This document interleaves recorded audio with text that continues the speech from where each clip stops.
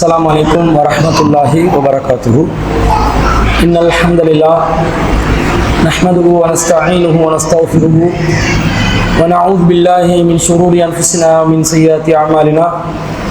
من يهده الله فلا مضل له ومن يضلل فلا هادي له. وأشهد أن لا إله إلا الله وحده لا شريك له وأشهد أن محمدا عبده ورسوله أما بعد. அகிலத்தை படைத்து பரிபாலிக்கக்கூடிய எல்லாம் வல்ல அல்லாஹ்வுக்கே புகழனைத்தும். அல்லாஹ்வின் சத்திய தூதர் எம்முயிரிலும் மேலான கண்மணி நாயகம் ஸல்லல்லாஹு அலைஹி வஸல்லம் அவர்கள் மீதும் அன்னவர்களை பின்பற்றி வாழக்கூடிய அனைத்து முஸ்லிம்கள் மீதும் எல்லாம் வல்ல அல்லாஹ்வின் கருணையும் சாந்தியும் என்னென்னும் நிலவட்டமாக. எனக்கு கஷ்டமாகும். எல்லாம் வல்ல அல்லாஹ்வின் நல்லடியார்களே, அல்லாஹ்வுடைய மிகப்பெரிய அருளால் புனிதமிக்க ரமலான் மாதத்திலே இரவு தொழுகையை நிறைவேற்றியவர்களாக நாம் இந்த இடத்திலே அனைவரும் ஒன்று கொள்ளுமிருக்கிறோம். நபித்தோழர்களின் தியாக வரலாறு என்ற தொடர் தலைப்பின் கீழே சிலோன் தௌஹீத் ஜமாத் தலைமையகத்திலே ஏற்பாடு செய்யப்பட்டிருக்கக்கூடிய இந்த பயான் நிகழ்ச்சியில் இன்றைய தினம் இந்த இஸ்லாமிய மார்க்கத்திற்காக தன்னை முழுவதுமாக அர்ப்பணம் செய்து கொண்ட ஒரு மிகப்பெரிய தியாகியாக கருதப்படக்கூடிய அம்மார் பின் யாசிர் ரலியல்லாஹு அன்ஹு அவர்களுடைய வரலாற்றை நாங்கள் இன்று பார்க்கவிருக்கிறோம். உங்கள் அனைவருக்கும் தெரியும், நபித்தோழர் ஒவ்வொருவருடைய வாழ்க்கையிலும் நாம் பலவிதமான தியாக வரலாற்றுகளை பார்க்கிறோம். ஒவ்வொருவரும் தனித்துவம் நிறைந்த தியாகங்களுக்கு சொந்தக்காரர்களாக இருக்கிறார்கள். ஒவ்வொருவருடைய தியாகத்தை நாங்கள் அலசி ஆராய்கின்ற நேரத்தில் உண்மையிலே ஒரு விதமான மன உணர்வு, இறையச்சத்துக்கு இந்த அளவுக்கும் பாடுபடலாமா, இந்த அளவுக்கும் தியாகம் செய்யலாமா, இப்படி இறையச்சத்தை தன்னுடைய வாழ்க்கையில் உணர்ந்த நபித்தோழர்கள் எப்படிப்பட்ட அற்புதமான ஒரு வாழ்க்கையை வாழ்ந்திருக்கிறார்கள் நம்முடைய உள்ளத்துல நமக்கு ஒரு உணர்வு ஏற்படுகிறது. அந்த உணர்விற்கு மிகவும் தகுதி வாய்ந்த, மிகவும் நெருக்கமான, இறையச்சத்தை நிலைநிறுத்துவதற்காக தன்னை முழுவதுமாக அர்ப்பணம் செய்து கொண்ட ஒரு நபித்தோழர் தான் நபித்தோழர் அம்மார் பின் யாசிர் ரலியல்லாஹு அன்ஹு அவர்கள். ஒவ்வொரு நபித்தோழருடைய வரலாறு சொன்னா அந்த நபித்தோழர் செய்த தியாகத்தோடு நாங்கள் நிறுத்திக் கொள்வோம். ஆனா இந்த நபித்தோழருடைய வரலாற்றை சொன்னா அவர் மட்டுமல்ல, அவருடைய தாயார், அவருடைய தந்தையர், அவருடைய பல உறவுகள் இந்த மார்க்கத்துக்காக மொத்த குடும்பமாகவே, ஒட்டுமொத்த குடும்பமாகவே தியாகம் செய்த ஒரு வரலாற்றுக்கு சொந்தக்கார குடும்பமாக அம்மார் பின் யாசிர் ரலியல்லாஹு அன்ஹு அவர்களுடைய தந்தை யாசிர் ரலியல்லாஹு அன்ஹு அவர்கள், அவருடைய மனைவி அம்மார் ரலியல்லாஹு அன்ஹு அவர்களுடைய தாயார் சுமையா ரலியல்லாஹு அன்ஹா அவர்கள், அதே போன்று அம்மார் பின் யாசிர் ரலியல்லாஹு அன்ஹு அவர்கள் மிகப்பெரிய தியாகிகளாக வாழ்ந்திருக்கிறார்கள்.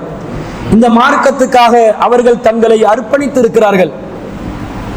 ஆரம்பத்தில் இஸ்லாத்தை ஏற்றுக்கொண்ட நபித்தோழர்கள் பல பேர் இருந்தார்கள். அதிலே புகாரிலே வரக்கூடிய செய்தி 3660வது செய்தியாக பதிவு செய்யப்பட்டிருக்கிறது. சமயத்து அம்மாரன் யகூல், அம்மார் ரலியல்லாஹு அன்ஹு அவர்கள் கூறுவார்கள், நான் செவிமடுத்திருக்கிறேன், ரஅய்து ரசூலல்லாஹி ஸல்லல்லாஹு அலைஹி வஸல்லம் வமா மஅஹு, நான் நபி ஸல்லல்லாஹு அலைஹி வஸல்லம் அவர்களை பார்த்தேன், அவர்களுடன் யார் இருந்தார்கள் தெரியுமா? இல்லா ஹம்சத்துன், 5 பேர்களை தவிர வேறு யாரும் இருக்கவில்லை. யார் யார் அந்த 5 பேர்? ஹம்சத்து உபுதின், 5 அடிமைகள் இருந்தார்கள். வம்ராத்தானி, 2 பெண்கள் இருந்தார்கள். வ அபூபக்கரின், அபூபக்கர் இருந்தார்கள். ஆரம்ப கால முஸ்லிம்கள்ல அம்மார் பின் யாசிர் ரலியல்லாஹு அன்ஹு அவர்கள் அறிவிக்கிறார்கள், நான் ரசூலுல்லாஹ்விடம் 5 அடிமைகளை தான் பார்த்தேன். அதோடு விடுதலையான சுதந்திரமானவர்கள் அபூபக்கர் ரலியல்லாஹு அன்ஹு அவர்கள் இருந்தார்கள். பெண்களில் 2 பெண்கள் இருந்தார்கள் என்று சொல்றாங்க. மொத்தம் 7, அவரோட சேர்ந்து 8. அவரும் தன்னை சொல்றாரே, நானும் ரசூலுல்லாஹ் பார்த்தேன் என்றாரே. இந்த நிலையில் ஆரம்ப கால முஸ்லிமாக தன்னை எடுத்து சொன்ன ஒரு நபித்தோழர் தான் அம்மார் பின் யாசிர் ரலியல்லாஹு அன்ஹு அவர்கள். இன்னொரு அறிவிப்புல வருது, இப்னு மாஜால 147வது செய்தியாக பதிவு செய்யப்பட்டிருக்கிறது. அப்துல்லா இப்னு மஸ்ஊத் ரலியல்லாஹு அன்ஹு அவர்கள் அறிவிக்கிறார்கள், கான அவ்வல மன் அல்ஹர இஸ்லாமஹு சபஅத்துன், ஆரம்பத்திலே இஸ்லாம் என்ற இந்த புனிதமான மார்க்கத்தை தழுவிக்கொண்டவர்கள் 7 பேர் இருந்தார்கள். அந்த 7 பேர்ல ரசூலுல்லாஹி ஸல்லல்லாஹு அலைஹி வஸல்லம் அவர்கள், முதலாவது ரசூல் ஸல்லல்லாஹு அலைஹி வஸல்லம் அவர்கள், வ அபூபக்கர், இரண்டாவதாக அபூபக்கர் சித்திக் ரலியல்லாஹு அன்ஹு அவர்கள், வ அம்மார், மூணாவதா யார் வர்றா? அம்மார் ரலியல்லாஹு அன்ஹு அவர்கள். எவ்வளவு ஒரு அந்தஸ்து பாருங்க, எவ்வளவு தன்னை முன்னிலைப்படுத்தி கொண்டிருக்கிறார் என்று பாருங்க. நான்காவதாக வ உம்முஹு சுமையா, அம்மாருடைய தாயார் சுமையா அவர்கள் இந்த இஸ்லாத்துக்காக தன்னை தியாகம் செய்திருக்கிறார்கள். ஐந்தாவது வ சுஐப், நன்றாக நினைவில் வைத்துக் கொள்ளுங்கள், இன்னொரு மாணிக்க கல் இது, சுஹைப் ரலியல்லாஹு அன்ஹு அவர்கள். இந்த சுஹைப் ரலியல்லாஹு அன்ஹு அவர்களுடைய வரலாற்றை இன்ஷா அல்லாஹ் நாங்கள் தனியாக பார்க்க இருக்கிறோம். வ பிலால், அடுத்த மாணிக்க கல்லு பிலால் ரலியல்லாஹு அன்ஹு தஆலா அவர்கள். வல் மிக்தாத், அடுத்த மாணிக்க கல்லு மிக்தாத் ரலியல்லாஹு அன்ஹு அவர்கள். இவர்கள் தான் அந்த ஆரம்ப 7 பேர். ஆரம்ப 7 பேர்ல ஒரு குடும்பத்துல 2 பேர் இருக்கிறாங்க, அம்மார் ரலியல்லாஹு அன்ஹு அவர்களும் சுமையா ரலியல்லாஹு அன்ஹு அவர்களும்.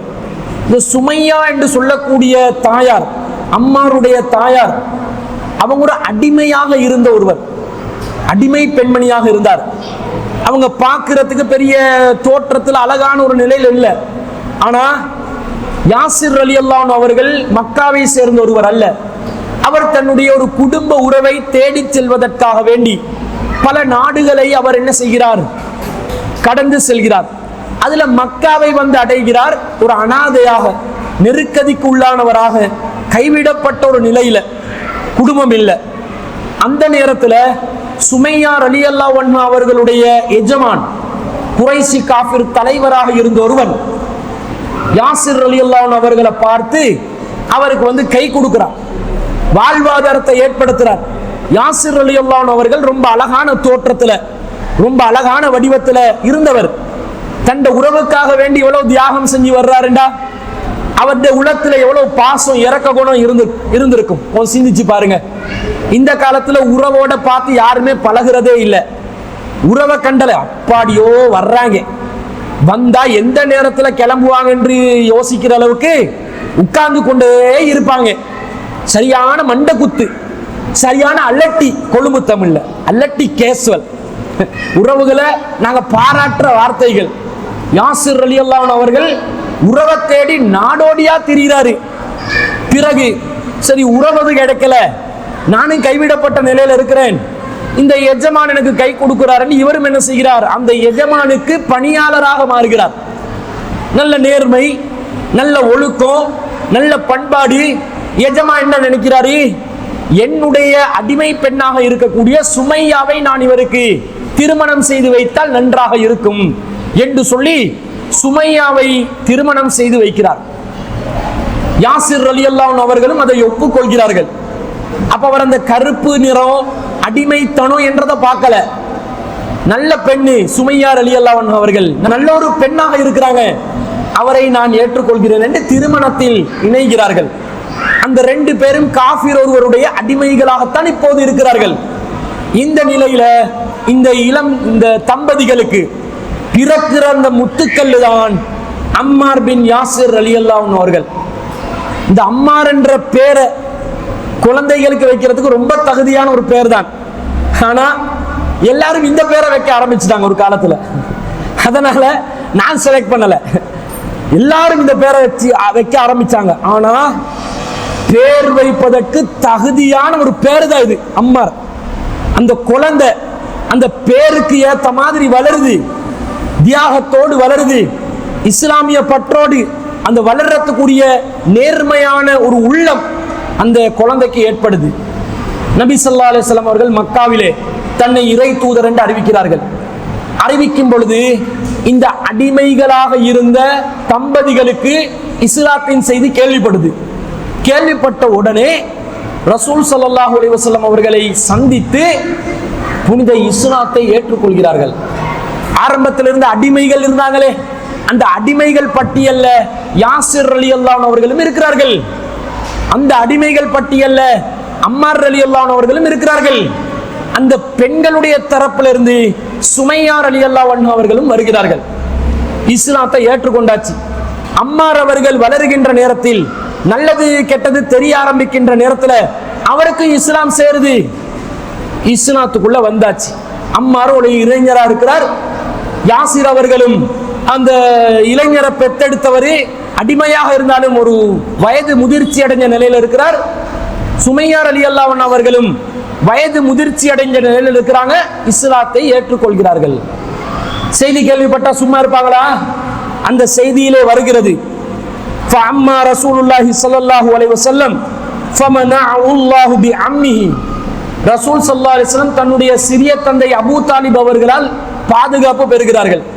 யாரு இஸ்லாத்தை ஏற்றுக்கொண்டாலும் அந்த நேரத்தில் அடிதான், பேச்சுவார்த்தை எல்லாம் இல்ல, கருத்து சுதந்திரம் எல்லாம் இல்ல, அடி உததான், வேற ஒண்ணுமே இல்ல. ரசூல் ஸல்லல்லாஹு அலைஹி வஸல்லம் அவர்களே கிஃபார் நாட்டிலிருந்து அபூதர் ரலியல்லாஹு அவர்கள் வருவார்கள். இஸ்லாத்தை ஏற்றுக்கொள்ளணும் என்று சொன்ன நேரத்தில், நீங்க இஸ்லாத்தை ஏற்றுக்கொள்ளுங்க பரவாயில்லை, ஈமான உள்ளத்துல மறைச்சு வைங்கண்டாங்க. யாரு ஈமானை வெளிப்படுத்தினாலும் சித்திரவதை செய்யப்படுவார்கள். அந்த அளவுக்கு பயங்கரமான நிலையில நபிகள் நாயகத்தையும் ரசூல் ஸல்லல்லாஹு அலைஹி வஸல்லம் உடைய சிறிய தந்தையை காரணம் காட்டி விட்டு வச்சாங்க. ஆனா பல கட்டங்கள்ல கொடலை கொண்டு வந்து போடுறது, ஒருவன் வந்து ரசூலுல்லாஹ்வுடைய களத்தை நெருக்கிறார்.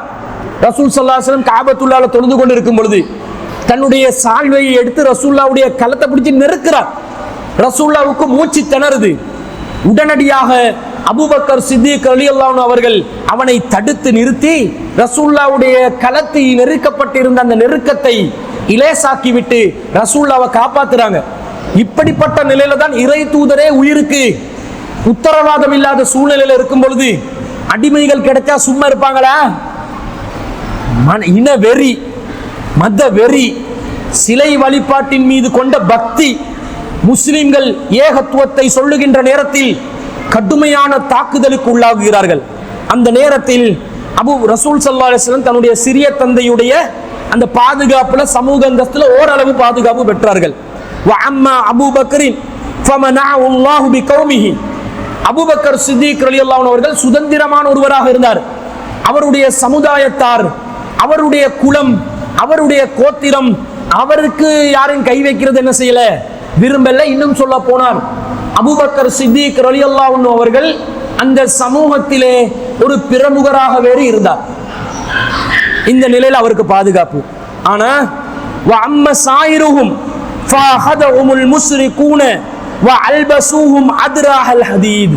ஆனா மத்தாக்கள் இருக்கிறாங்களே, இவங்களை முஸ்ரிக்கீன்கள் துன்புறுத்தினார்கள், நோவினை செய்தார்கள். எந்த அளவுக்கு நோவினை செய்தார்கள் என்று சொன்னா, அவர்களுக்கு இரும்பினால் ஆடைகள் அணிவித்து சுடும் மணலிலே அவர்களை வெயில் சுடுகின்ற நிலையில் தரையில் தர தர தரவென்று இழுத்து சென்றார்கள். அந்த அளவுக்கு கொடுமை செய்தார்கள். அந்த கொடுமைக்கு உட்படுத்தப்பட்ட ஒரு குடும்பமே கொடுமைக்கு உட்படுத்தப்பட்டார்கள் என்று சொன்னால் அது ஆளு யாசிர் என்று சொல்லப்படுகின்ற அம்மார் ரலியல்லாஹு அவர்களுடைய தாயார் சுமையா அவர்களும் தந்தை யாசிர் ரலியல்லாஹு அவர்களும் குடும்பமே சேர்ந்து கொடுமை செய்யப்படுகிறார்கள். எந்த அளவுக்கு அந்த கொடுமை, இந்த செய்தி அவர்கள் எந்த அளவுக்கு கொடுமை செய்யப்பட்டாங்கன்றது இப்னு மாஜால 147வது செய்தியா வருது.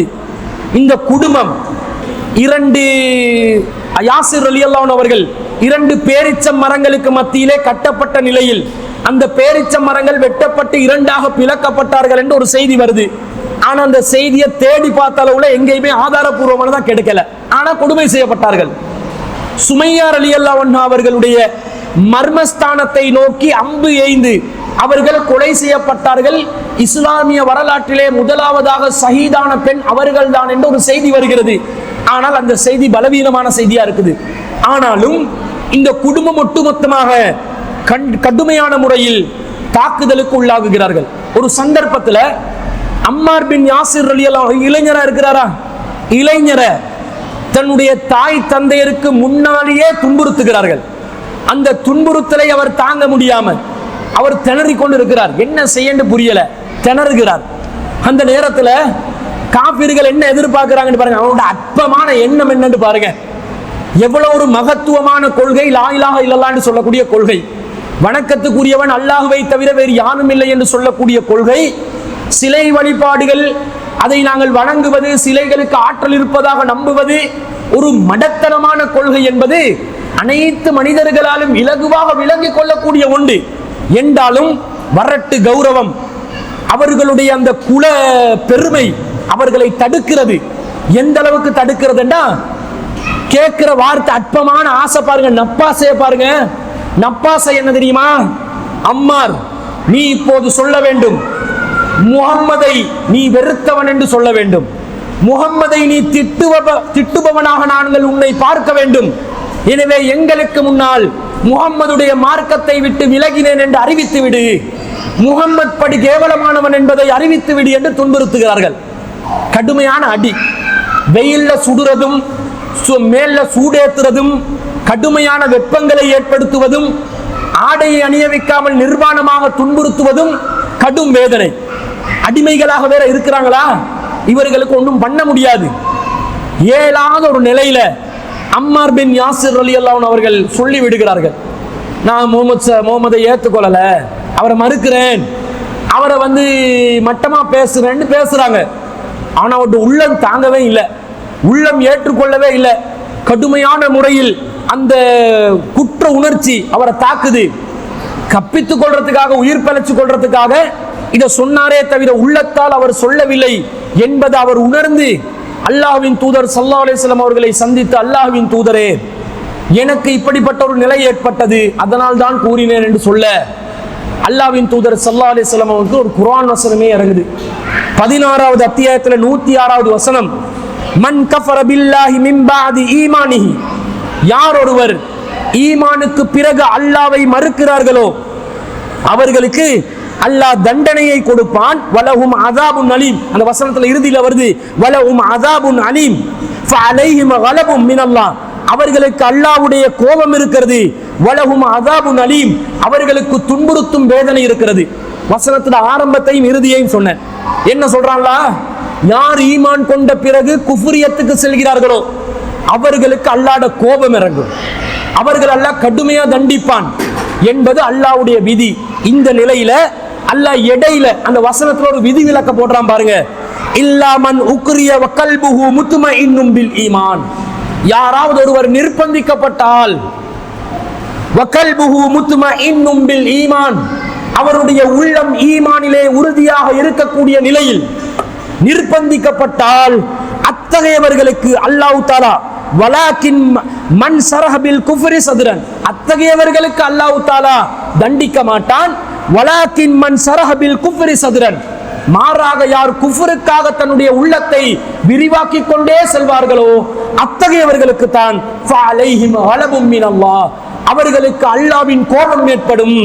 வலஹும் அஸாபுன் அலீம், அவர்களுக்கு துன்புறுத்தும் வேதனை உண்டு என்று அல்லாஹ் சொல்கிறார். இப்ப அம்மாருக்காக வேண்டிய ஒரு குர்ஆன் வசனமே இறங்குது. குஃப்ரான வார்த்தையை தான் சொன்னார்.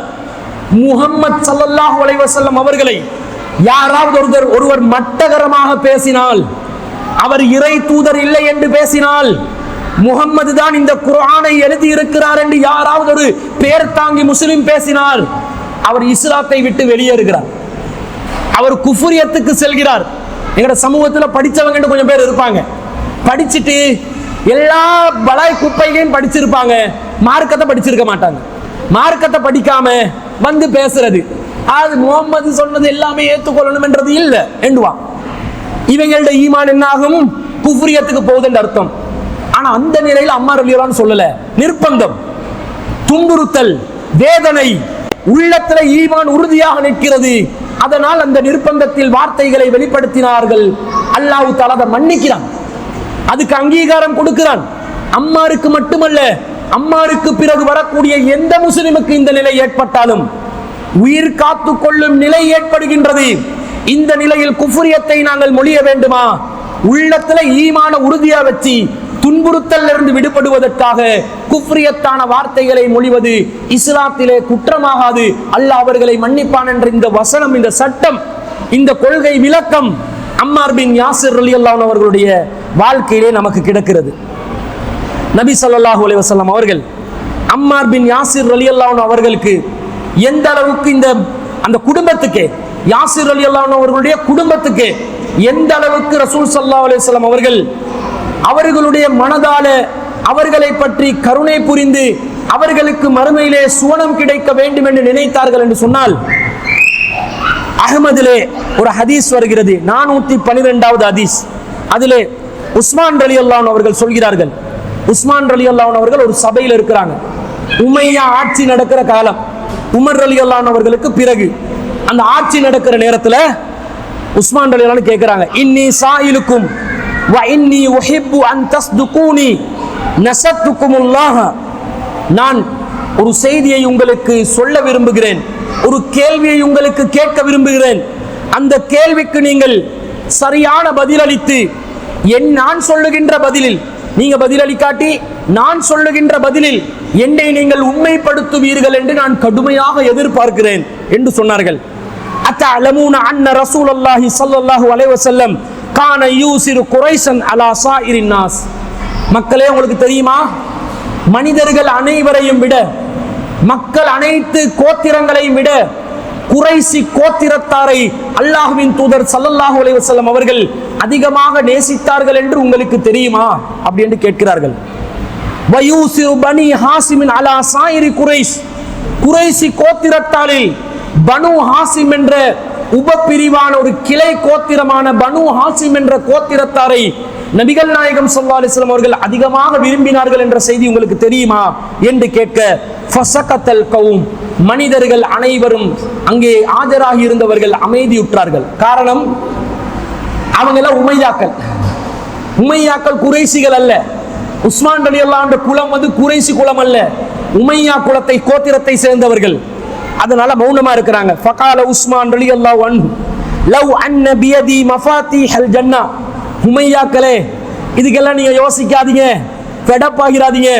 அல்லாஹ் சொர்க்கத்தின் திறவுகோல்களை என்னுடைய கையில் தந்திருந்தால் லா ஆதைதுஹா பனி உமையா ஹத்தா யதுகுலு மின் இந்தி ஆகிரிஹிம், நான் பனு உமையாவுடைய அனைவரும் சொர்க்கத்துக்கு செல்லும் வரைக்கும் அந்த திறவுகோலை வெட்டி சொர்க்கத்தை திறந்தே வச்சிருப்பேன்.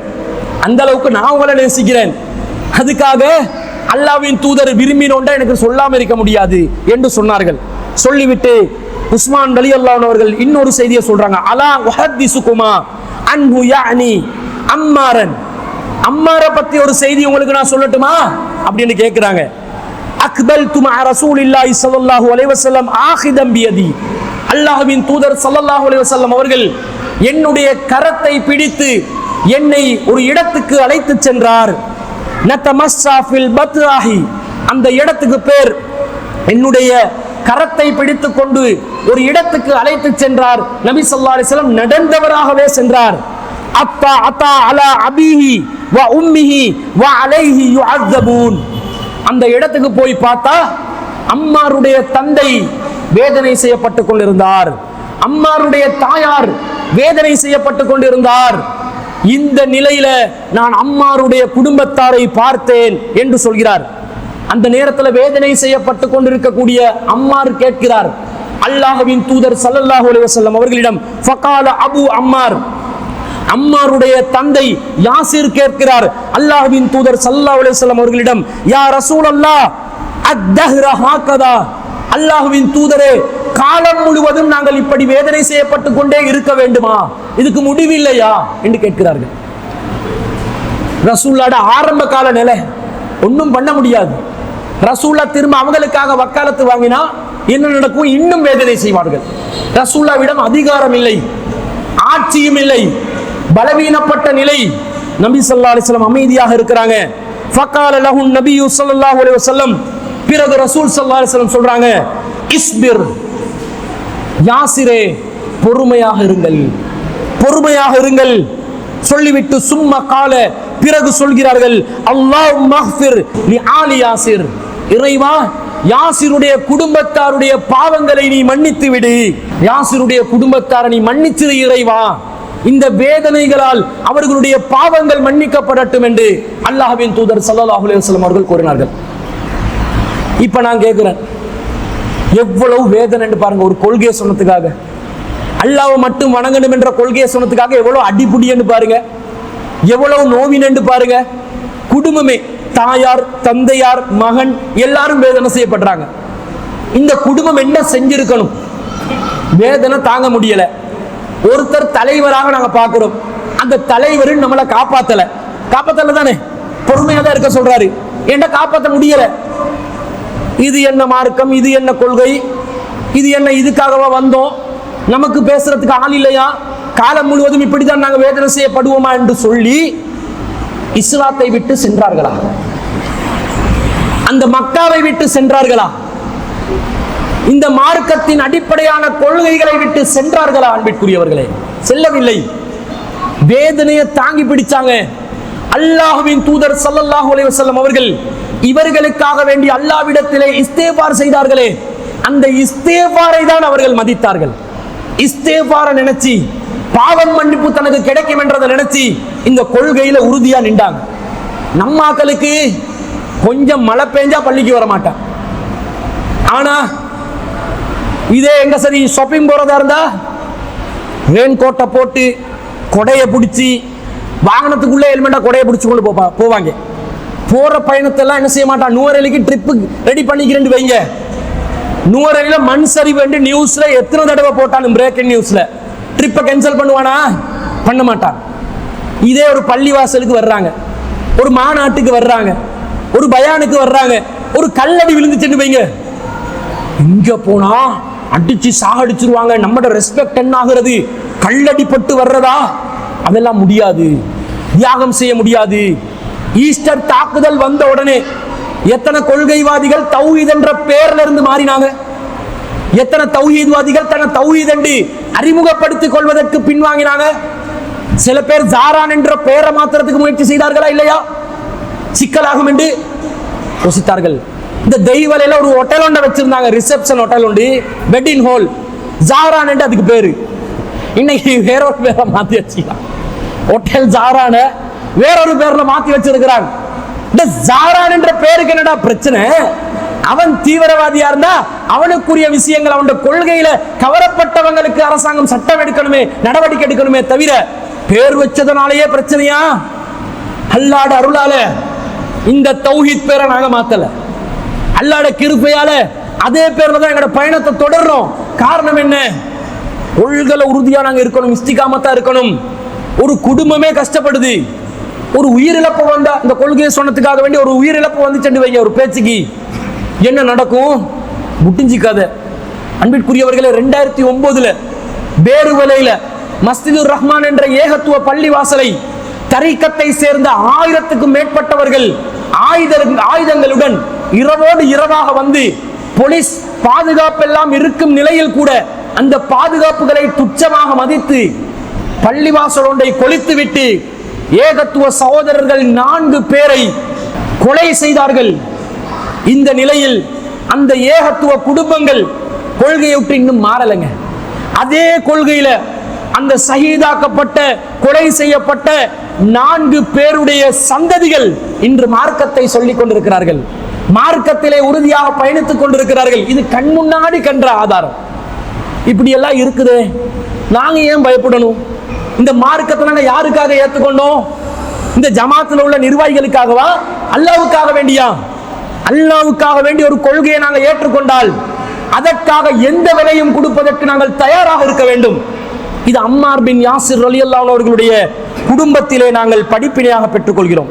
இவர் முதலாவதாக மக்காலிருந்து மதீனாக்கு ஹிஜ்ரத் சென்றார்களே, அவர்களையும் ஒருவராக இருக்கிறார். யாசிர் ரலியல்லாஹு அன்ஹு அவர்கள், சுமையா ரலியல்லாஹு அன்ஹா அவர்கள் கொலை செய்யப்படுகிறார்கள், ஷஹீதாக்கப்படுகிறார்கள். எப்படி என்று வரல, அதற்கு பிறகு அவர்களுடைய வரலாறு தொடரல. அப்ப அம்மார் ரலியல்லாஹு அன்ஹு வரலாறு மட்டும்தான் தொடருது. இவர் ஹிஜ்ரத் செய்கிறார்.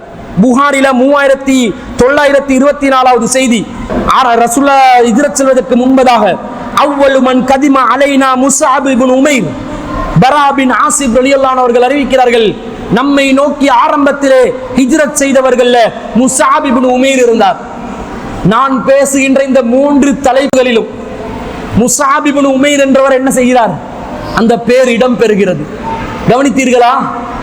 ஹிஜ்ரத் ஹிஜ்ரத்தின் பின்னால் ஏற்பட்ட நுஸ்ரத். ஹிஜ்ரத் என்பது ஊர் துறந்து செல்வது, நுஸ்ரத் என்பது ஹிஜ்ரத் செய்தவர்களுக்கு உதவிக்கரம் நீட்டுவது.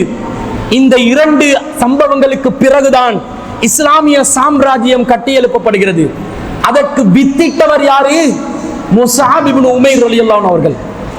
அவருடைய வரலாறு நாங்கள் ஏற்கனவே பார்த்திருக்கிறோம், சென்ற வருடம் பார்த்தோம். ஒரு தனவந்தராக இருந்தார், கடும் ஒரு குறைசிகள்ல மிகப்பெரிய ஒரு குலத்தில் பிறந்தார்.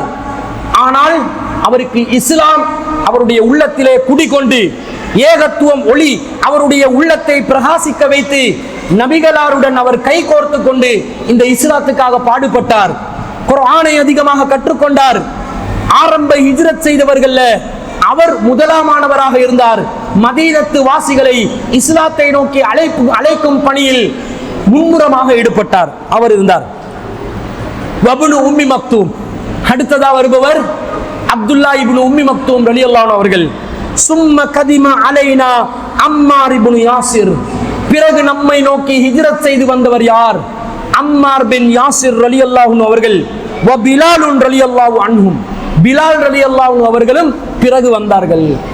அப்ப இந்த ஹிஜ்ரத் சென்ற பிறகு மதீனாலே ஒரு சாம்ராஜ்யத்தை கட்டி எழுப்புற அந்த பணியில ரசூல் ஸல்லல்லாஹு அலைஹி வஸல்லம் அவர்களுக்கு முன்பவராகவே முஹாஜிர்கள்ல, குறைசிகள்ல, மக்காவாசிகள்ல ஹிஜ்ரத் சென்றவர்கள்ல 4 பேர் வருவாங்க. முஸஅப் இப்னு உமைர் வருவார், அப்துல்லா இப்னு உம்மி மக்தூம் வருவார், அம்மார் பின் யாசிர், பிலால் ரலியல்லாஹு அன்ஹு அவர்கள். இதுல 2 பேர் அடிமை, ஒருத்தர் கண் விளங்காதவர், ஒருத்தர் உயர்ந்த குலமாக கருதப்பட்ட குலத்தில் இருந்து இஸ்லாத்துக்காக தியாகம் செய்தவர்கள். மொத்தமும் தியாகம் தான் பாருங்க. இதை நாங்க பார்க்கிறோம். அதே போன்று இன்னொரு அறிவிப்புல வருகிறது, புகாரில 3925வது செய்தியாக, கதிம பிலாலுன், பிலால் ஆரம்பத்தில் ஹிஜ்ரத் செய்து வந்தார். வஸஅதுன், சஅத் ரலியல்லாஹு அன்ஹு அவர்கள் ஹிஜ்ரத் செய்து வந்தார். சஅத் இப்னு அபி வக்காஸ் ரலியல்லாஹு அன்ஹு அவர்கள். வ அம்மார் இப்னு யாசிர், அம்மார் பின் யாசிரும் ஹிஜ்ரத் செய்த ஆரம்பவாதிகளில் அவர்களும் இருந்தார்கள் என்ற செய்தியை நாங்க பார்க்கிறோம். இப்படி இருந்தார் இந்த அம்மார் ரலியல்லாஹு அன்ஹு அவர்கள். குடும்பம் தியாகம் செய்து அவரும் தனிப்பட்ட முறையில் தியாகம் செய்கிறார். இது எல்லாத்தையும் பார்த்து அம்மார் ரலியல்லாஹு அன்ஹு அவர்களுக்கு ரசூலுல்லாஹ் ஒரு சிறந்த தகுதியை வழங்குகிறார்கள். சிறந்த ஒரு புனை பெயரை ரசூல் ஸல்லல்லாஹு அலைஹி வஸல்லம் அவர்கள் வழங்குகிறார்கள். சிறந்த ஒரு சிஃபத் அவர்களிடம் இருப்பதாக நபி ஸல்லல்லாஹு அலைஹி வஸல்லம் அவர்கள் சொல்கிறார்கள். புகாரில 3287வது செய்தியாக பதிவு செய்யப்படுகிறது. அபு தர்தா என்று சொல்லக்கூடிய நபி தோழர் ஷாம் நாட்டுக்கு செல்கிறார்கள், சிரியாக்கு போறாங்க. அவர் ஒரு பள்ளிவாசல்ல உட்கார்ந்து அவர் கேட்கிறார், காலு அபு தர்தா கால அஃபீக்கும் அல்லதி அஜாரஹுல்லாஹு மினஷ் ஷைத்தானி அலா லிசானி நபி ஸல்லல்லாஹு அலைஹி வஸல்லம். அவர் கேட்கிறார், அபூ தர்தா ரலியல்லாஹு அன்ஹு அவர்கள் கேட்கிறார்கள், உங்களிடம் ஷைத்தானிடமிருந்து பாதுகாப்பு பெற்றவர் என்று நபிகள் நாயகம் ஸல்லல்லாஹு அலைஹி வஸல்லம் அவர்களுடைய நாவினால் வர்ணனை செய்யப்பட்ட ஒருவர் இருக்கிறாரா அப்படின்னு கேட்கிறார்கள். அப்ப உடனே அவர் சொல்கிறார், ஆம், எங்களிடம் அத்தகைய ஒருவர் இருக்கிறார். அவர் யாரு தெரியுமா? வேறு யாரும் இல்லை, அம்மார் பின் யாசிர் ரலியல்லாஹு அன்ஹு அவர்கள் என்று சொல்கிறார்கள். ஷைத்தானிடம் இருந்து பாதுகாப்பு பெற்றவர். இந்த தகுதி எங்களுக்கு கிடைச்சா அது போதாதான் நாங்க சொர்க்கத்துக்கு போறதுக்கு? இந்த மாதிரி யாருக்காவது ஒரு சிஃபத்துல வர்ணிக்க முடியுமா? இந்த தகுதி யாராவது பெற முடியுமா? ஷைத்தான் வழிகெடுப்பதற்கு அம்மாரை நெருங்கினாலும் அம்மார் அந்த ஷைத்தானை முறியடிக்கின்ற அளவுக்கு இரையச்சம் நிறைந்தவராக இருந்திருக்கிறார் என்று இதன் மூலம் தெரிகிறதா இல்லையா? தெரிகிறது. இதே செய்தி விரிவான செய்தியாக வருகிறது புகாரில 3743வது செய்தியாக. இதே அல்கமா என்று சொல்லக்கூடிய ஒரு அல்கமா பின் கைஸ் அந்நகை அவர்கள் ஷாமுக்கு செல்கிறார்கள். இல ஷாம் ஃபலம்மா தஹலல் மஸ்ஜித, அவர் ஒரு பள்ளிவாசலுக்குள்ளே இருக்கிறார். கால அல்லாஹும்ம யஸ்ஸிர்லி ஜலீசன் சாலிஹன், இறைவா எனக்கு நல்ல ஒரு இடம், தங்குமிடம் ஏற்பட வேண்டும், அதே போன்று எனக்கு ஒரு நல்ல ஒரு தோழர் ஏற்பட வேண்டும் என்று சொல்லி ஃபஜலஸ இலா அபி தர்தா, ஷாம்ல அபூ தர்தா இருக்கிறார், அவருக்கு பக்கத்துல போய் இவர் உட்கார்றார். உட்கார்ந்த உடனே ஃபகால அபூ தர்தா, அபூ தர்தா கேட்கிறாரு, மிம்மன் அன்த, நீங்க எங்கேந்து வந்தீங்க? அல்கமான்றவர்கிட்ட கேட்கிறார், நீங்க எங்கேந்து வந்தீங்க? இந்த அல்கமா என்பவர் யார் என்று சொன்னா, இவர் இப்னு அப்பாஸ் ரலியல்லாஹு அன்ஹு அவர்களால் விடுதலை செய்யப்பட்ட ஒரு அடிமை. இவர் ஒரு அடிமை. இப்னு அப்பாஸ் ரலியல்லாஹு அன்ஹு அவர்கள் அவரை விடுதலை செய்றாங்க. அவரிடம் தர்தா அவர்கள் கேட்கிறார்கள், அபூ தர்தா மிம்மன் அன்த, நீங்க எங்க இருந்து வந்தீங்க? அவர் சொல்கிறார், மின் அஹ்லில் கூஃபா, நான் கூஃபால இருந்து வர்றேன் என்று சொல்றார். சொன்ன உடனே அபூ தர்தா ரலியல்லாஹு அன்ஹு அவர்கள் கேட்கிறார்கள், அலைஸ ஃபீக்கும் அவ் மின்கும் சாஹிபு சிர்ரி அல்லதி லா யஅலமு கைருஹு யானி ஹுதைஃபா, உங்களிடம் அல்லாஹ்வின் தூதர் ஸல்லல்லாஹு அலைஹி வஸல்லம் அவர்கள் வேறு யாருக்குமே எதையுமே சொல்லாம ஒரு ரகசியத்தை ஒரு நபித்தோழரை பார்த்து சொன்னார்களே, அந்த நபித்தோழர் உங்களுடன் இருக்கிறாரா என்று கேட்கிறார். அதற்கு அல்கமா அவர்கள் சொல்கிறார்கள், ஆம் பலா, ஆம் இருக்கிறார். யார் அவர்? அவருடைய பேர் ஹுதைஃபா இப்னு யமான் ரலியல்லாஹு அன்ஹு அவர்கள். ஹுதைஃபா ரலியல்லாஹு அன்ஹு அவர்கள் ரசூலுல்லாஹ் அவங்கள கூப்பிட்டு தான் நிறைய பேர் முஸ்லிம்களோட முனாஃபிக்குகள் இருந்தாங்க. இன்னார் இன்னார் முனாஃபிக்குகள் என்ற பேர் பட்டியலை கொடுத்து வச்சிருந்தாங்க ரசூல் ஸல்லல்லாஹு அலைஹி வஸல்லம். யார் முனாஃபிக் என்று அல்லாஹ் அறிவிச்சு கொடுத்து ரசூல் அந்த பேர் பட்டியலை யாருக்கு கொடுத்து வச்சிருந்தாங்க? ஹுதைஃபா ரலியல்லாஹு அன்ஹு அவர்களிடம். அவர் இருக்கிறாரான்னு கேட்க இவர் சொல்றார், ஆமா இருக்கிறார். திரும்ப கேட்கிறார், அலைஸ ஃபீக்கும் அவ் மின்கும், உங்களிடம் இருக்கிறாரா அல்லது உங்களில் இருக்கிறாரா? அஜார அல்லாஹு அலா லிசானி நபிஹி ஸல்லல்லாஹு அலைஹி வஸல்லம் யானி மினஷ் ஷைத்தானி யானி அம்மார், ஷைத்தானிடமிருந்து பாதுகாப்பு பெற்ற ஒரு மனிதர் என்று அல்லாஹ்வின் தூதர் வர்ணித்தார்களே, அந்த மனிதர் உங்களிடம் இருக்கிறாரா? அவர் யாரு தெரியுமா? அம்மார் பின் யாசிர் என்று கேட்க, குல்து பலா, ஆம் அவர் எங்களுடன் இருக்கிறார் என்று சொல்கிறார்கள். ஷைத்தானிடமிருந்து பாதுகாப்பு பெற்றவர் என்ற தகுதியை பெறுவது எவ்வளவு கஷ்டம். அதுக்காக ஒருத்தர் உழைச்சி வாழ்ந்திருக்கிறார் என்றா அவருடைய வாழ்க்கை எங்களுக்கு எவ்வளவு ஒரு தியாகத்தை எடுத்து சொல்லுது. சிந்திக்க கடமைப்பட்டிருக்கிறோம். இதே போன்ற அம்மார் பின் யாசிர் ரலியல்லாஹு அன்ஹு அவர்கள் வெறுமனே ஒரு தக்வாதாரி மாத்திரம் அல்ல, அவர் மார்க்கத்தை எத்தி வைக்கும் ஒரு தாயாக இருந்தார். அதை கவனிக்கணும். ஒரு தாய், அழைப்பாளர்.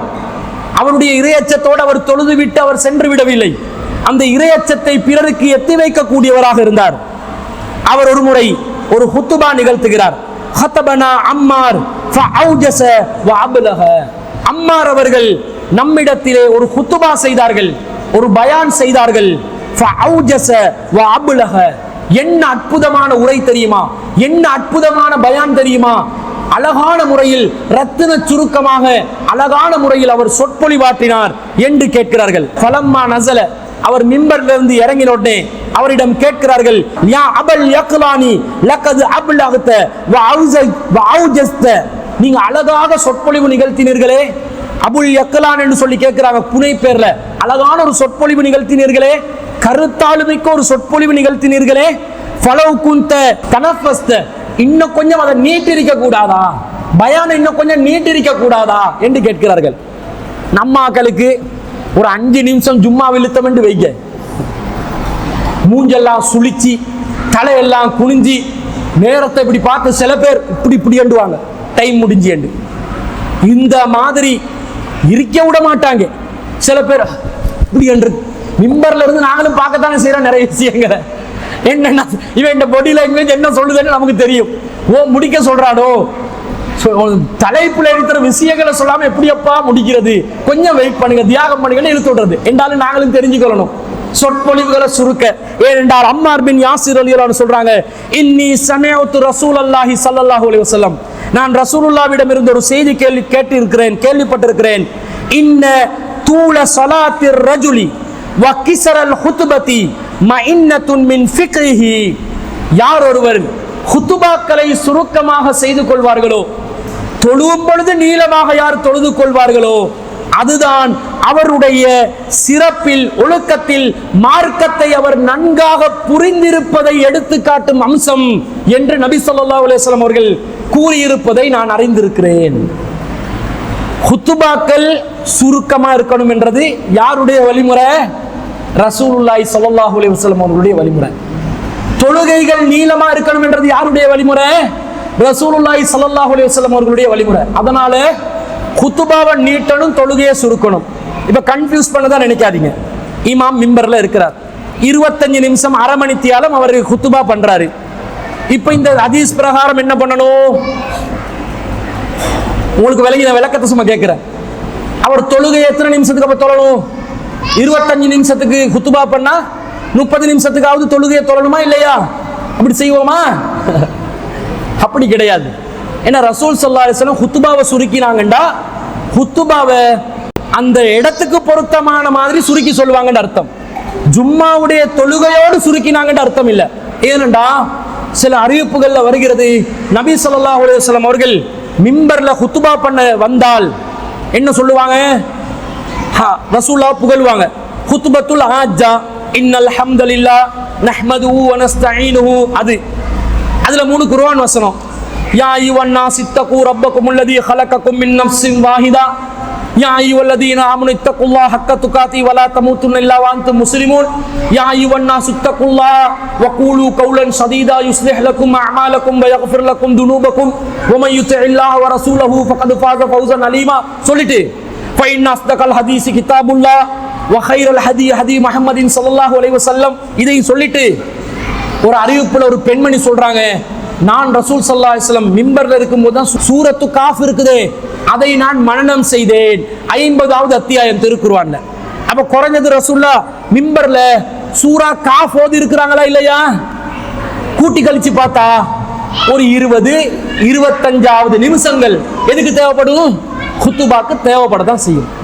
ஆனா ரசூல் என்ன சொல்றாங்க? இடத்துக்கு ஏத்த மாதிரி சுருக்குங்க. மனுஷர் சிரமப்பட விடக்கூடாது, மனிதர்கள் கஷ்டப்பட விடக்கூடாது, அதுக்கு ஏத்த மாதிரி சுருக்கி கொள்ளணும். தொழுகையில ரசூலா என்ன ஓதுவாங்க? ஜும்மா தொழுகையில சூரத்துல் ஆலா, சூரத்துல் காசியா, இந்த மாதிரி சூறாக்கள் தானே ஓதுவாங்க. அது எத்தனை மணி நேரத்துக்கு இழுக்கிறது? பக்கராவா ஓதுறது 25 நிமிஷத்துக்கு. அப்ப தொழுகை சுருக்கமாகவும் குத்துபா நீளமாகவும் இருக்குது. அர்த்தம் என்ன தெரியுமா? பொதுவாக எங்களுடைய தொழுகைகள் நீளமாக இருக்கணும். குறிப்பாக ஜமாத் தொழுகை சுருக்கமாக தான் இருக்கணும். இஸ்லாத்துல தனிப்பட்ட முறையில் தொழுற தொழுகை நீளமானதாக இருக்க வேண்டும். குத்துபா செய்யும் போது வளவள என்று பேசிக்கொண்டு இருக்காம ஷார்ட் அண்ட் ஸ்வீட்டா குத்துபாக்களை முடிக்கணும் என்றது பொதுவான ஒரு அறிவுரையாக பெற்றுக்கொள்கிறோம். இதை அறிவிப்பவர் அம்மார் பின் யாசிர் ரலியல்லாஹு அன்ஹு அவர்கள்.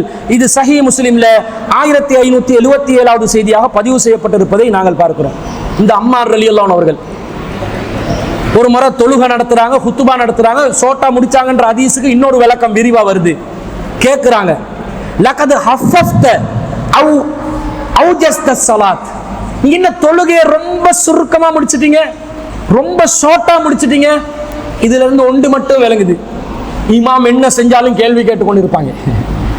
இமாம் என்ன தப்பு செஞ்சாலும் தப்பே செய்யாட்டிலும் பின்னுக்கு இருக்கிறவன் ஏன் அப்படி பண்ணவில்லை, ஏன் இப்படி பண்ணவில்லை, இந்த கேள்விகள் பொதுவா வரத்தான் செய்யும்.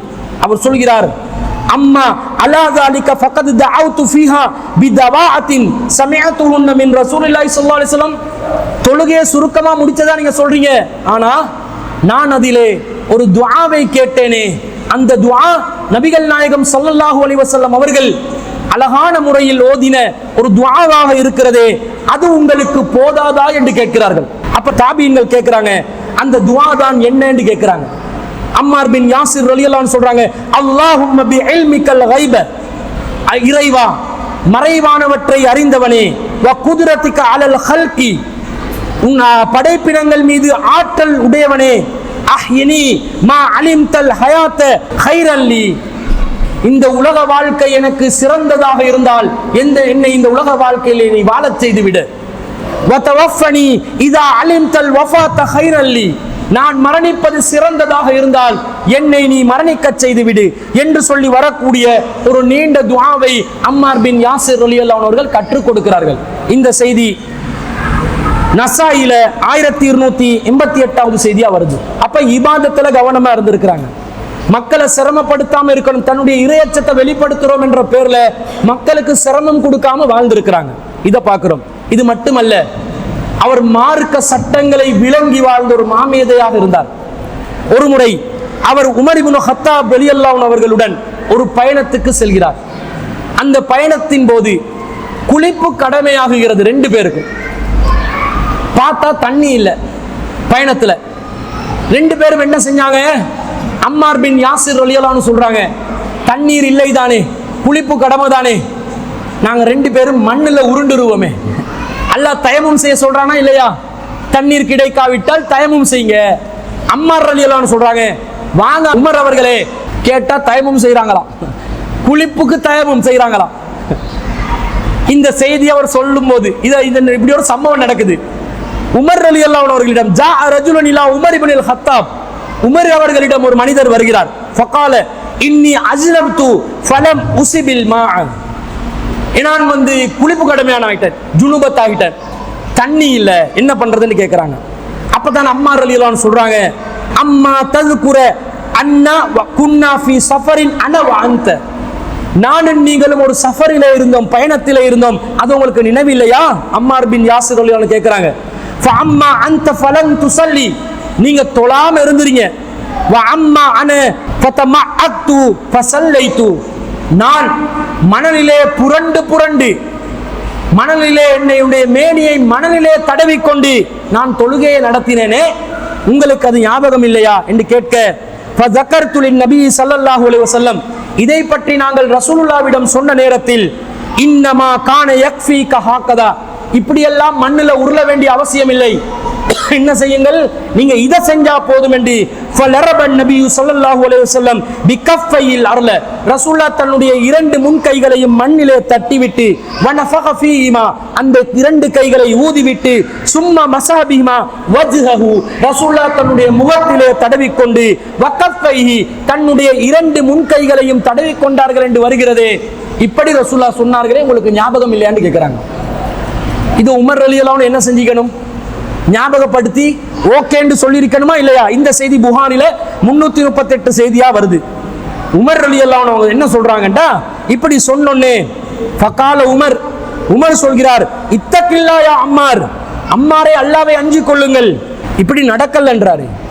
அப்ப அம்மார் ரலியல்லாஹு அன்ஹு சொல்றாங்க, இன்சியத்த, அப்படியா இவர் வெக்கப்படுறாரோ, தொழாம இருந்தார் என்று வந்துச்சு, வெக்கப்படுறாரோ தெரியல, இன்சியத்த நீங்க நினைச்சா லம் உஹத்திஸ் பிஹி, நான் இதை யாருக்குமே அறிவிக்க மாட்டேன் என்றார். குளிப்பு கடமையானவர்கள் தண்ணீர் கிடைக்காத நிலையில் அல்லது தண்ணீருக்கு அஞ்சினால் தயமும் செய்து கொள்ளலாம் என்ற இந்த சட்டம் இப்படித்தான் ரிவீல் ஆகுது, வெளியே வருது. இதை அம்மார் பின் யாசிர் சொல்றாங்க. இது முஸ்லிம்ல 603வது செய்தி. ஆனா இந்த சட்டம் அம்மார் பின் யாசிர் சொன்ன பிறகு நபித்தோழர்கள் பேசிக்கொள்கிறார்கள். என்ன பேசிக்கொள்றாங்க? அம்மார் இப்படி ஒரு செய்தி சொல்றாரு, குளிப்பு கடமை என்றா தயமும் செய்து கொள்ளலாம் என்று சொல்றாரு, இந்த சட்டத்தை பத்தி என்ன நினைக்கிறீங்க? சொன்ன உடனே அவர் யாரு? அப்துல்லா இப்னு மசூத் ரலியல்லாஹு அன்ஹு அவர்கள், ரசூலுல்லாஹ் குர்ஆனை 4 பேர்கிட்ட இருந்து கற்றுக்கொள்ள சொன்னதுல முதலாவது ஆளு. அவர் சொல்றாரு, அப்படி செய்ய இயலாது, அப்படி செய்ய விட்டா எல்லாரும் குளிப்பு கடமையாகி குளிக்காம என்ன பண்ணுவாங்க? மண்ணை தொட்டு தயமும் செஞ்சு தொழ ஆரம்பிப்பாங்க. இந்த வாசலை நான் திறந்து வைக்க விரும்பவில்லை என்றார். நேரடியா நபி வழி ஒன்று சொல்லப்படுது, அதை ஏற்றுக்கொண்டு அதை நடைமுறைப்படுத்தாம மன உச்சையை போட்டு முடியாது என்றாரு அப்துல்லா இப்னு மசூத் ரலியல்லாஹு அன்ஹு. நபி தோழர்கள் தியாகிகள், சிறந்தவர்கள், உத்தமர்கள். ஆனா வஹீக்கு உத்தரவாதம் அல்லாஹ்விடம் மட்டும்தான், அல்லாஹ்வின் தூதரிடம் மட்டும்தான். இதை ஞாபகத்தில் வச்சுக்கோங்க. அப்ப கேட்கிறாங்க, ஃபதஅனா மின் கௌலி அம்மார் கைஃப தஸ்னஉ பிஹாதிஹில் ஆயா, நாங்க இந்த அம்மாருடைய இந்த சொல்லை விட்டு விடுவோம் என்ற குர்ஆன் வசனத்தை நாங்க நடைமுறைப்படுத்த முடியாம போகும். குளிப்பு கடமையானவர்கள் என்ன செய்யணும் என்று அல்லாஹ் சொல்றான், குளிச்சிட்டு வரணும் என்றான். அதனால அம்மாருடைய செய்தியை நாங்க விட்டு விடுறோம் என்று சொன்ன உடனே அப்ப சொல்கிறார்கள், உமர் ரலியல்லாஹு அன்ஹு அவர்களிடம் அவர் சொன்னார் தானே, அவர் ஆதாரமா நின்றார் தானே என்று சொல்லும் போது அப்துல்லா இப்னு மசூத் கேட்கிறார், உமர் அதை ஒத்துக்கொண்டாரா? மறுக்கத்தானே செஞ்சாரு, எனவே நான் ஒத்துக்கொள்ள மாட்டேன் என்றார். இந்த செய்தி புகாரில 346வது செய்தியா பதிவு செய்யப்படுது. ஆனா குளிப்பு கடமையானவர்கள் தயமும் செய்யலாம் என்பது மார்க்கத்தில் உள்ள சட்டம். அம்மார் பின் யாசிர் ரலியல்லாஹு அன்ஹு அவர்கள் அறிவிக்கிற இந்த செய்தியிலிருந்தும் விளங்குறோம். அதே நேரத்தில் வேறு அறிவிப்புகள்லையும் வருகிறது. இப்படி பார்க்கிறோம். இந்த மாதிரி மார்க்க பற்றோட மார்க்க சட்டங்களை நிலைநிறுத்துவதில் அம்மார் பின் யாசிர் ரலியல்லாஹு அன்ஹு அவர்கள் இருந்திருக்கிறாங்க. இந்த அம்மார் பின் யாசிர் ரலியல்லாஹு எப்படிப்பட்ட ஒரு தியாகி என்று சொன்னால், நபி ஸல்லல்லாஹு அலைஹி வஸல்லம் ஹிஜ்ரத் செல்கிறார்கள். அம்மாரும் ஆரம்பத்திலே சென்று விட்டார். ரசூலுல்லாஹ் போய் அந்த ரசூலுல்லாஹ் மஸ்ஜிதுன் நபவியை கட்டுவதற்காக, ஒரு பள்ளிவாசலை கட்டுவதற்காக 2 இளைஞர்களிடம் ஒரு காணியை வாங்குறாங்க. இளைஞர்கள் சொல்றாங்க, நாங்களே உங்களுக்கு இலவசமா காணியை தர்றோம் என்று. முடியாது, காசு கொடுத்தா வாங்குறேன், காசை பெற்றுக்கொண்டா நான் வாங்குறேன் என்றாங்க. ரசூலா சொந்த செலவுல தான் மஸ்ஜிது நபவி என்ன செய்யறாங்க, கட்டுறாங்க. அப்படி கட்டும் பொழுது அங்க ஒரு சம்பவம் நடக்குது. என்ன சம்பவம்? இதை இப்னு அப்பாஸ் ரலியல்லாஹு அன்ஹு அவர்கள் தன்னுடைய மகனாக இருந்த அலி என்பவருக்கு, இப்னு அப்பாஸ் அவர்களுடைய மகன் அலி அவருக்கும் இன்னொரு இக்ரிமா என்று சொல்லக்கூடிய ஒருவருக்கும் சொல்கிறார், நீங்க இன்தலிகா இலா அபி சயீத், அபூ சயீதிடம் நீங்கள் செல்லுங்கள்.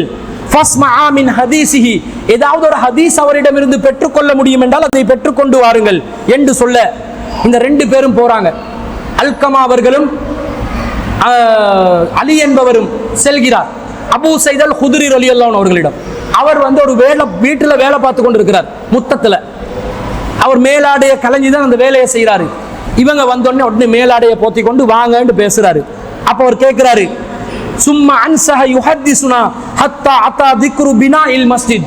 பிறகு அவர் ஒரு ஹதீஸை அறிவித்தார். அந்த ஹதீஸிலே நபிகள் நாயகத்தின் பள்ளிவாசல் கட்டப்பட்ட அந்த செய்தியை அவர் அறிவித்தார். அதுல என்ன சொல்லப்படுதுன்னு சொன்னா, குன்னா நஹ்மிலு லபினத்தன் லபினத்தன், நாங்க மஸ்ஜிது நபவியை கட்டுவதற்காக ஒவ்வொரு செங்கல்லாக நாங்கள் சுமந்து சுமந்து சென்றோம். ரசூல்லா அந்த இடத்தை வாங்கி அங்கே முஷ்ரிக்கீன்கள் அடக்கம் செய்யப்பட்டிருந்த ஒரு இடம் இருந்தது. அங்கே இருந்த எல்லா எலும்பு துண்டுகளையும் அகற்றிவிட்டு நபி ஸல்லல்லாஹு அலைஹி வஸல்லம் பள்ளிவாசலை கட்டுறதுக்கு ஆரம்பிக்கிறாங்க. அப்ப எல்லாரும் நாங்க ஒவ்வொரு செங்கல்லாக சுமந்து சென்றோம். ஆனா அம்மாருன் லபினத்தைனி லபினத்தைன், அம்மார் 2 செங்கல்லா சுமந்தார். அம்மார் எத்தனை செங்கல்ல சுமந்தாரு? 2 சுமந்தார். இது ஒரு பாயிண்ட் இருக்குது. ஒருத்தன் தியாகம் செய்யறான்டா அவனை வாட்ச் பண்ணுங்க, எவ்வளவு தியாகம் செய்யறான்னு பாருங்க. அவன் டபுள் மடங்கு நீங்க தியாகம் செய்ய பாருங்க. அவன் பாதி மடங்கு வந்துடக்கூடாது, டபுள் மடங்கு. ஒவ்வொரு கல்ல சுமக்கும் பொழுது 2 கல்ல சுமக்க எனக்கு சக்தி இருந்தா அதுக்காக பாதி கல்ல எனக்கு தூக்க முடியாட்டி செய்ய வழி இல்லை. லா யுகல்லிஃபுல்லாஹு நஃப்ஸன் இல்லா உஸ்ஸஹா, எந்த ஆத்மாவையும் அல்லாஹ் சக்திக்கு மீறி சிரமப்படுத்த மாட்டான். முடியும் என்றால் தெம்பு இருந்தால் அவரே ஒன்றுதானே தூக்குறார், நான் எதுக்கு 2 தூக்கணும்? இப்படி யோசிக்க வேணாம். அவர் 1 தூக்கினா நான் 2 தூக்குவேன். அவர் 1 மணித்தியாலம் அல்லாஹ்வுடைய பாதையில தியாகம் செஞ்சா நான் 2 மணித்தியாலம் தியாகம் செய்வேன். அவர் 1 நாள் அல்லாஹ்வுடைய பாதையில தியாகம் செஞ்சா நான் 2 நாள் அல்லாஹ்வின் பாதையில் தியாகம் செய்வேன். இப்படி உறுதியாக நிற்கணும். ஏனென்றால் ஃபரஆஉன் நபி ஸல்லல்லாஹு அலைஹி வஸல்லம், இத ரசூல் ஸல்லல்லாஹு அலைஹி வஸல்லம் பார்க்கறாங்க. ரசூலுல்லாஹ் ஒரு அற்புதமான தலைவர். தன்னுடைய தோழர்கள் என்ன பண்றாங்கன்றது கூர்ந்து கவனிப்பாங்க, என்ன செய்யறன்னு பார்ப்பாங்க, கண்டு கொள்ளாம இருக்க மாட்டாங்க. ஒருத்தருடைய அந்த திறமையை பாராட்டுவாங்க, தியாகத்தை வரவேற்பாங்க, அவருக்கு அல்லாஹ்வுடைய அருளை வேண்டுவாங்க. ரசூல் ஸல்லல்லாஹு அலைஹி வஸல்லம் இதை பார்த்து வயன்ஃபுலு துராப அன்ஹு, அவரிடம் இருந்த மேலில் இருந்த தூசியை ரசூல் ஸல்லல்லாஹு அலைஹி வஸல்லம் தட்டி விட்டார்கள். அம்மா 2 கல்லா சுமக்கிறார், உடம்புல தூசு, தோல்ல இருக்கிற தூசை இப்படி தட்டுறாங்க ரசூல் ஸல்லல்லாஹு அலைஹி வஸல்லம். எப்படி தலைவர் பாத்தீங்களா? எப்படி தலைவர் பாத்தீங்களா? நம்ம தலைவர்கள் என்ன செய்வாங்க?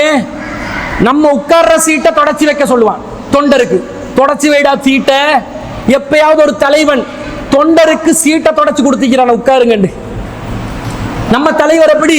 அல்லாஹ்வின் தூதர் ஸல்லல்லாஹு அலைஹி வஸல்லம் தோழர்கள், அவர்கள் தொண்டர்கள், சுயமாக பணிபுரியும் தொண்டர்கள், நபிகளாரின் தோழர்கள். அந்த தோழர் என்ற அந்தஸ்தை வெறும் பேரளவுல கொடுக்காம நிஜ வடிவத்தில் கொடுக்கிறார்கள். தூச தட்டுறாங்க. தட்டிட்டு என்ன சொன்னாங்க தெரியுமா? வைஹ அம்மார், பாவம் அம்மார் என்றாங்க. அம்மார் பாவம் என்றாங்க.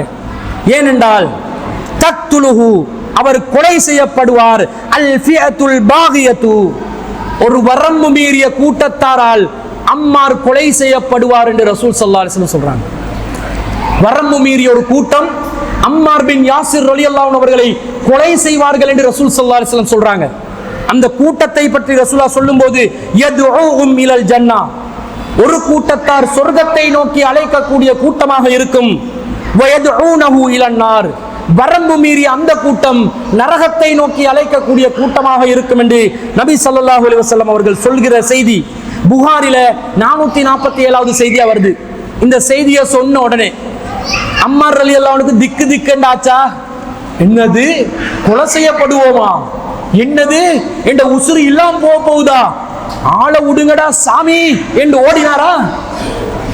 அவர் என்ன சொல்லிக் கொண்டிருந்தார் தெரியுமா? கால யகூலு அம்மார், அம்மார் சொல்லக்கூடியவராக இருந்தார், அஊது பில்லாஹி மினல் ஃபித்னி, சோதனையிலிருந்து அல்லாஹ்விடத்திலே நான் பாதுகாவல் தேடுகிறேன். இதைத்தான் சொன்னாங்க.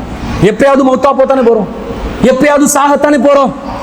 ஆனா அந்த வரம்பு மீறிய கூட்டத்தால் கடுமையா சோதிக்கப்படுவேன் என்று சொன்னதனால சோதனையிலிருந்து பாதுகாப்பு தேடினார்களே தவிர, இந்த அம்மார் பின் யாசிர் ரலியல்லாஹு தந்தைக்கு பிறந்த அப்பனுக்கு தப்பாம பிறக்கிறன்னு சொல்லுவாங்களே, அந்த யாசிருக்கு கொஞ்சமும் தப்பாமல் பிறந்த அம்மார் அவர்கள் இஸ்லாத்திலே தன்னை தியாகம் செய்வதற்கு தயாராக ரசூலுல்லாஹ்வுடைய வஃபாத்துக்கு பிறகு அபூபக்கர் ரலியல்லாஹு அவர்களுடைய ஆட்சி காலத்திலும் அவர் இஸ்லாமிய கிலாஃபத்துக்கு கீழே இருந்தார். உமர் ரலியல்லாஹு அவர்களுடைய ஆட்சி காலத்திலும் இஸ்லாமிய கிலாஃபத்துக்கு கீழே இருந்தார். உஸ்மான் ரலியல்லாஹு அவர்களுடைய ஆட்சி காலத்திலும் இஸ்லாமிய கிலாஃபத்துக்கு கீழே இருந்தார். அலி ரலியல்லாஹு ஆட்சி காலத்துல ஃபித்னா ஏற்படுகிறது. என்ன ஃபித்னா? முஆவியா ரலியல்லாஹு அவர்கள் ஷாம் நாட்டிலே தனி ஆளுநராக இருந்தவர். உஸ்மான் ரலியல்லாஹு அவர்களுடைய ஆளுநராக இருந்தாங்க.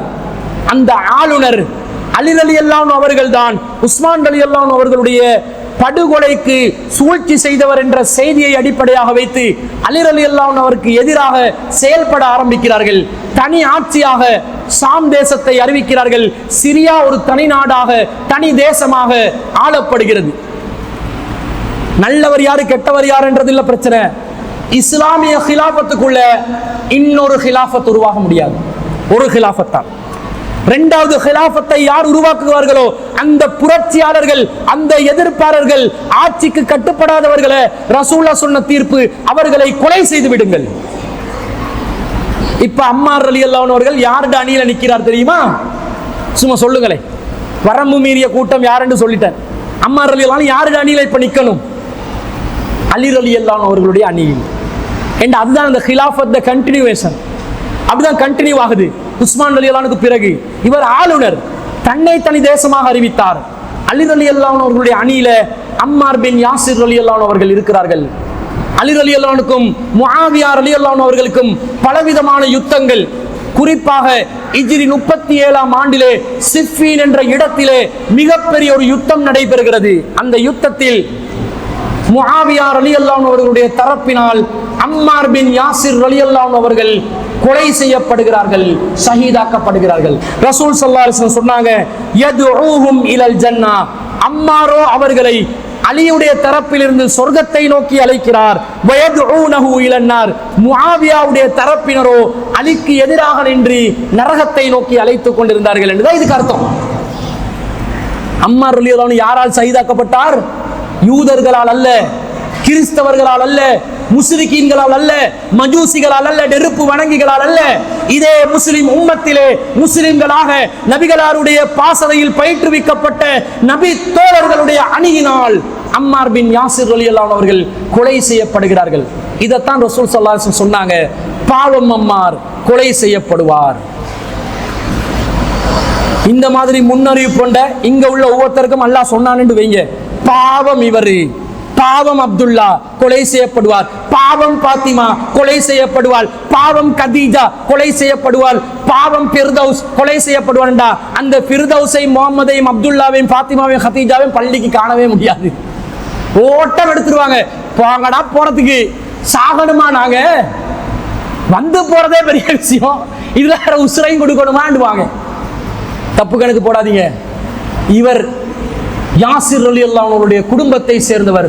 ரசூல் ஸல்லல்லாஹு அலைஹி வஸல்லம், அல்லாஹும்மக்ஃபிர் லி ஆலி யாசிர், இறைவா யாசிருடைய குடும்பத்தாரின் பாவங்களை நீ மன்னித்து விடு என்று அல்லாஹ்வின் தூதர் ஸல்லல்லாஹு அலைஹி வஸல்லம் பிரார்த்தனை செய்தார்கள். அந்த பிரார்த்தனைக்குரியவராக அம்மார் பின் யாசிர் ரலியல்லாஹு அவர்கள் மாறிவிட்டார்கள். இந்த தியாகம் அவர்களுடைய வாழ்க்கையில நிகழ்ந்துச்சு. அன்புக்குரியவர்களே, எங்கட வாழ்க்கையை நான் கொஞ்சம் திருப்பி மேல் பரிசீலனை செஞ்சு பார்க்கணும். என்ன செய்யறோம் சொல்லுங்க பாப்போம். உங்களோட schedule, day to day life என்ன பண்றீங்க? சுபஹு தொழுதுட்டா, காலையில எந்திரிச்சுட்டா, காலையில சாப்பிட்டா, டீயை குடிச்சா, வேலைக்கு போறது வாரது, பகல்ல சாப்பிடுறது, அந்தில தூங்குறது, திரும்ப அந்தில டீ குடிக்கிறது, திரும்ப மகரிபுக்கு போறது தொழுறது, இஷாவை தொழுறது, திரும்ப சமைக்கிறது, திரும்ப தூங்குறது, திரும்ப சாப்பிடுறது. ஒரு த்ரில் இருக்குதா உங்களோட வாழ்க்கையில? நான் கேட்கிறேன், ஒரு த்ரில் இருக்குதான்னு கேட்கிறேன். டெய்லி எலுமினா கடன் பிரச்சனை, வீடு வாங்கணும், அது வாங்கணும், புள்ளட படிப்புக்கு பார்க்கணும், அதை செய்யணும், இதை செய்யணும், மாப்பிள்ளைக்கு சமைச்சு கொடுக்கணும், பொண்டாட்டிக்கு நகை வாங்கி கொடுக்கணும். எங்க போகுது எங்கட வாழ்க்கை? எங்கே செல்கிறது நம்முடைய இலக்கு? எங்கே செல்கிறது நம்முடைய பயணம்? கொஞ்சம் எழுதி பாருங்க, டைரி ஒன்று எடுத்து.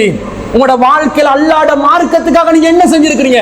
சில பேர் மாசம் ஒரு 1000 ரூபாய் சந்தா கொடுத்து பெருசா நினைச்சு கொண்டிருக்கிறேன், எப்ப கொடுத்து ஜன்னத்துல் ஃபிர்தௌஸ் கிடைக்கும் என்று கொடுக்கிறது 1000 ரூபாய் சந்தா, ஜன்னத்துல் ஃபிர்தௌஸ் கிடைச்சிரும், எனக்கு சொர்க்கத்துக்கு போயிடலாம் என்று நினைப்பார்கள்.